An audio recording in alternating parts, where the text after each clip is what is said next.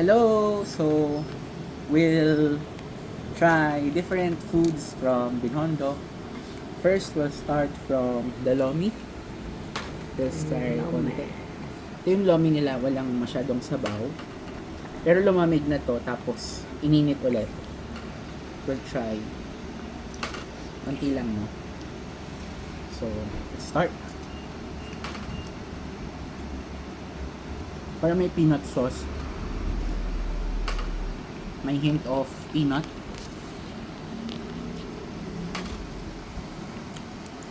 Masarap din yung ano niya, no? Vegetables. Ang lasang peanut sauce. Then, masarap din yung noodles.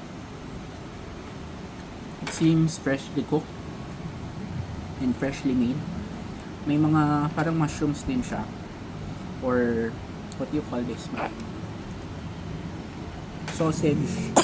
Meron din siyang carrots. May other vegetables. Kaya lang, di ba na masyadong na ano.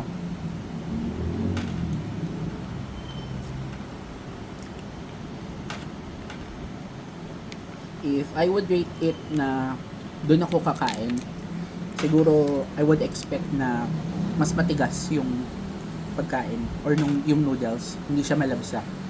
I would rate it as 4 out of 5. Masarap siya. Natin is si Dongbei dumplings. Try natin siya with sauce.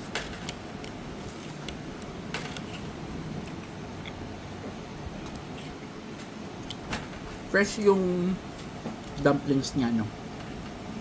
Masarap.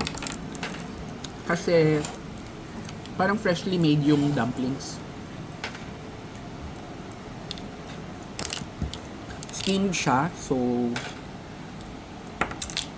you'd expect may onti siyang ano, pagka chewy. Pero ano siya, hindi siya sobrang labsa. So even though it's steamed, nakikita mo yung loob niya. May totoong vegetables talaga. Tapos may meat. Tapos may hindi sobrang kapal ng balot. So I would rate it as 3.5 to 4 out of 5. Okay. Actually,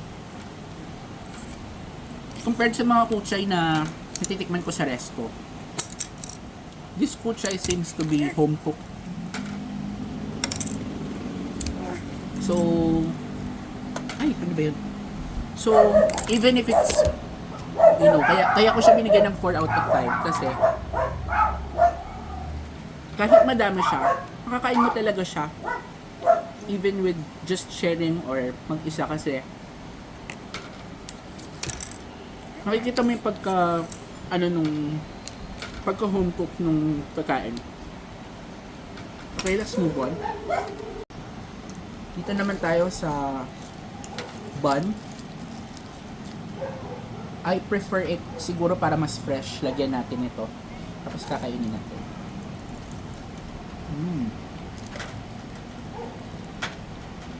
Ginsay. Yum, yum, yum.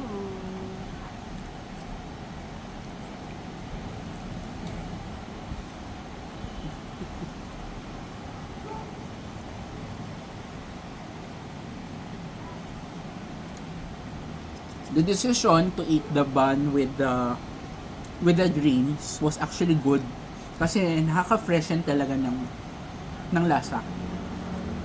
Pero I don't know if ano tong nandito.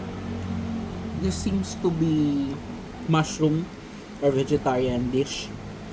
Tapos yung bun niya para siyang it's more of like siopaw na medyo mas matigas lang ng konti. Hindi ko alam kung dahil yun sa tinravel siya from Manila to here sa Bulacan or dahil din medyo matagal na din siya simula kaninang hapon pa. Pero overall, if kasi hindi naman ako Filipino Chinese or Chinese. I would rate this dish as siguro 3 out of 5. Kasi it's fresh, masarap yung kainin kasi summer, kahit summer. And masarap din yung pagkakagawa ng mga fillings niya. And also the bun. Yeah, so that's it for our Binondo food crawl at home. Bye!